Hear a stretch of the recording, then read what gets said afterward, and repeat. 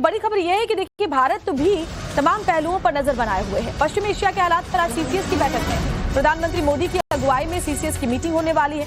पश्चिम Asia के हालात को लेकर के चर्चा होगी, युद्ध पर जो अभी स्थिति बनी हुई है और जो आगे आशंकाएं हैं उसको लेकर के ये बड़ी बैठक होने वाली है।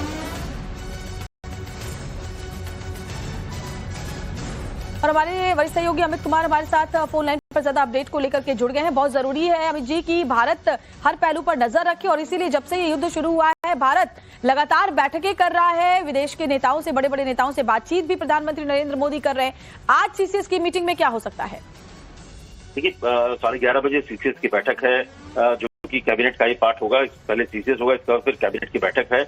लेकिन निश्चित तौर पर वहां पर जो भी घटनाक्रम चल रहा है, एक तरफ एक उम्मीद है कि शायद वहां पर जिस तरह से हॉर्मुज को खोला गया है ईरान की तरफ से, और ये भी कहा जा रहा है कि ये बात धीरे धीरे एक पॉजिटिव नोट की तरफ भी बढ़ सकता है। तो ऐसे में भारत अपनी स्थिति को देखकर कि भारत के जो पक्ष है, जो भारत की जो दिक्कतें हैं हॉर्मुज बंद होने की वजह से और ये पश्चिम एशिया की जो हालात की वजह से, उन तमाम चीजों को लेकर चर्चा होगी, वहां के हालात की समीक्षा की जाएगी। और भारत की जो हित की बात हो रही है कि भारत जो एक एनर्जी संकट है उससे किस तरह से अपने को निकालेगा, तो उन तमाम चीजों को लेकर वहां पर चर्चा होगी। प्रधानमंत्री मोदी के नेतृत्व में वहां पर एनएसए भी होंगे, इसके अलावा विदेश मंत्री, रक्षा मंत्री, वित्त मंत्री, तमाम लोग होंगे वहां पर। और वहां के जो हालात है, मौजूदा हालात है, जो कि कहा जा रहा है कि जिस तरीके से दोनों के बीच में बातचीत है, भले ही बयानबाजी अलग अलग हो, लेकिन एक रास्ता दिख रहा है कि शायद आने वाले समय में इसका संकट का जो समाधान निकल सकता है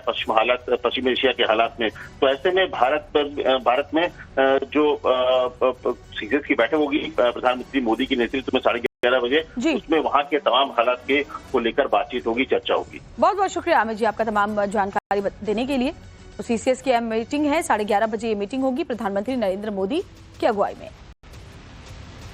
और इस बीच बड़ी खबर यह भी है कि सीज फायर को लेकर डोनाल्ड ट्रंप ने बड़ा बयान दिया है। समझौता अगर नहीं होता है तो खत्म हो जाएगा सीज फायर। हो सकता है मैं सीज फायर आगे न बढ़ाऊं, ट्रंप कह रहे हैं। ईरानी बंदरगाहों पर नाकेबंदी जारी रहेगी, दुर्भाग्य से हमें फिर से बम गिराने पड़ेंगे, ट्रंप कह रहे हैं। ट्रंप ने साफ कर दिया कि ईरान के पास बुधवार तक का वक्त है, ऐसे में अगर समझौता नहीं होता है तो ईरान पर एक बार फिर से बमबारी करनी पड़ेगी।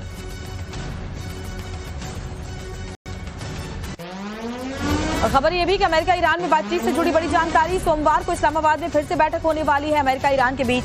ये दूसरे दौर की बैठक होगी। पहले दौर की जो बैठक थी वो बेनतीजा रही थी। ईरानी सूत्रों के हवाले से मीटिंग की जगह तय है।